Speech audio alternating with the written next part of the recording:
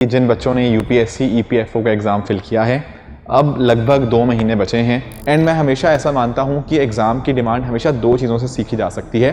ठीक है, तो इन पर्टिकुलर क्वेश्चन की जब आप प्रैक्टिस करोगे ना, यहाँ से आपको समझ आएगा कि कैसे आपको तैयारी थोड़ी सी करनी है। डिमांड जानना बहुत इंपॉर्टेंट है। पीएससी की तरह नहीं है कि प्रीलिम्स में या पहली स्टेज में आपको सिर्फ क्वालिफाई करना है। No, these marks will be counted in your final selection as well. नमस्कार दोस्तों, स्वागत है आप सभी का आज के सेशन के अंदर।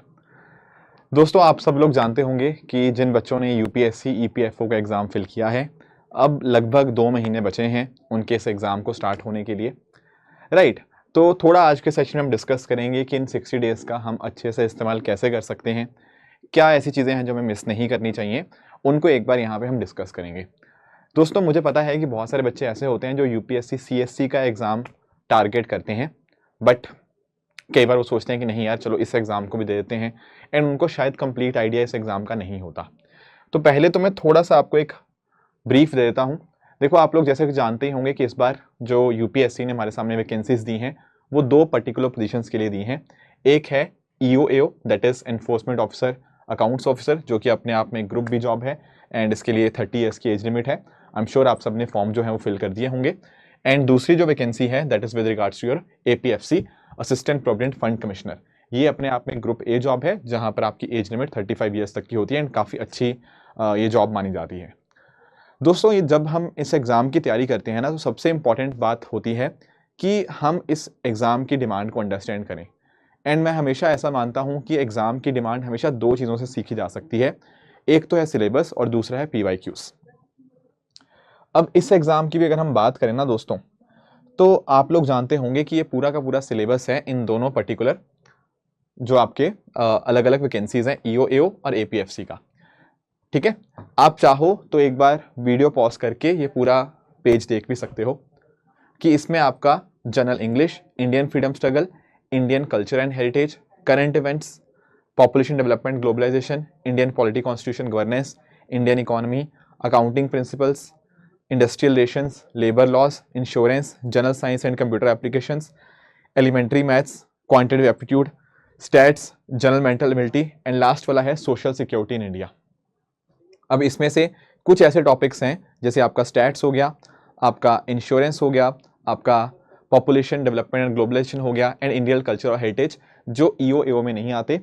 बाकी सारा कॉमन आपका लगभग सिलेबस आपको पूरा पूरा कॉमन सिमिलर देखने को मिल जाएगा। अब ये सिलेबस तो हमें पता लग गया, पर इससे बहुत ज़्यादा आइडिया नहीं मिलेगा, इसीलिए हमें PYQs गो थ्रू करने पड़ेंगे। दोस्तों, हमारी टीम डिस्क्रिप्शन के अंदर ना एक काम करेगी, या इवन आप भी क्या कर सकते हो, यूपीएससी की वेबसाइट पे जाके प्रीवियस ईयर पेपर्स आप डाउनलोड कर लीजिए। मैं आपको एक आइडिया देता हूं। जैसे ही आप PYQs आप डाउनलोड करेंगे ना, इस तरह से आपको पेपर मिल जाएगा पुराना। जैसे यहाँ पर ये EOAO का आपको एग्जाम आपको देखने को मिलेगा। अब इसमें ना आप प्लीज़ इनको प्रैक्टिस करो, ठीक है ना। जैसे मैं आपको कुछ एग्जाम्पल्स देता हूँ। जैसे थोड़ा सा आगे चलते हैं यहाँ पे।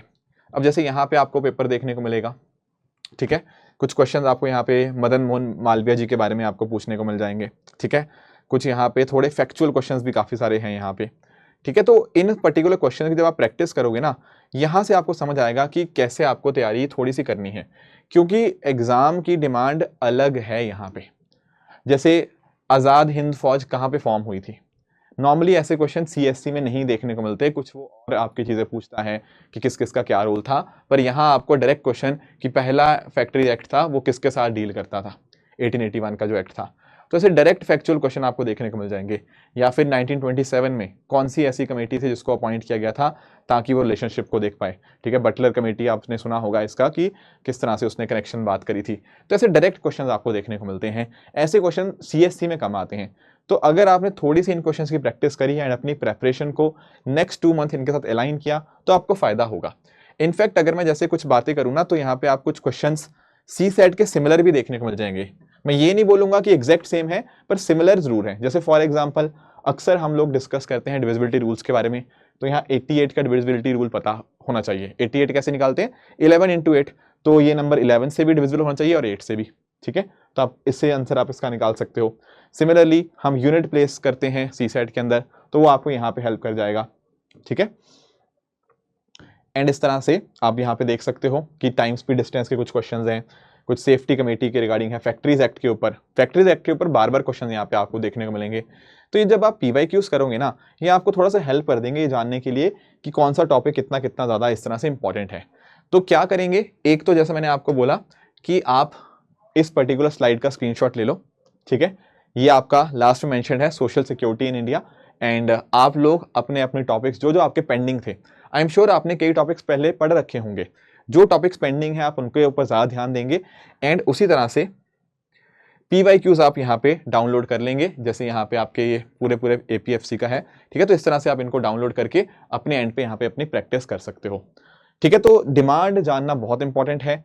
थोड़े बहुत 4-5 इस तरह से पेपर आप अटेम्प्ट कर लोगे तो CSAT की भी प्रैक्टिस हो जाएगी। एंड इनफैक्ट जो बाकी और इस तरह से क्वेश्चन आए हैं कि हाँ मेरा क्या क्या मिसिंग है, जैसे मैंने बताया फैक्ट्रीज एक्ट पे बार बार क्वेश्चन आए हैं, इंडस्ट्रियल पॉलिसीज़ का या हो गया, या सोशल सिक्योरिटी, इंश्योरेंस, जो हम अक्सर मिक्स कर देते हैं UPSC की तैयारी करते हुए, CSC की तैयारी करते हुए, तो वो क्वेश्चन हमारे यहाँ पे बन जाएंगे, ठीक है। तो इनको आप प्लीज़ यहाँ पे ध्यान में रखिएगा कि PYQs आपको एक बार गो थ्रू करने हैं।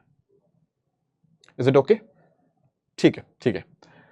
कुछ बातें और, कुछ बच्चे ऐसे हैं जिन्होंने लेट से थोड़ी बहुत तैयारी करी है, पर अभी उनको लग रहा है कि सर मैं हमारे से उतना पॉसिबल नहीं हो पा रहा खुद से इस पर्टिकुलर एग्ज़ाम का प्रेपरेशन को कंप्लीट कर पाना। हमारी टीम ने उन सब स्टूडेंट्स के लिए एक छोटा सा हैंड होल्डिंग सपोर्ट यहाँ पे प्रोवाइड किया है। दरअसल में हमारी टीम ने EPFO का एक अलग से एक प्रॉपर बैच यहाँ पे डिज़ाइन किया है।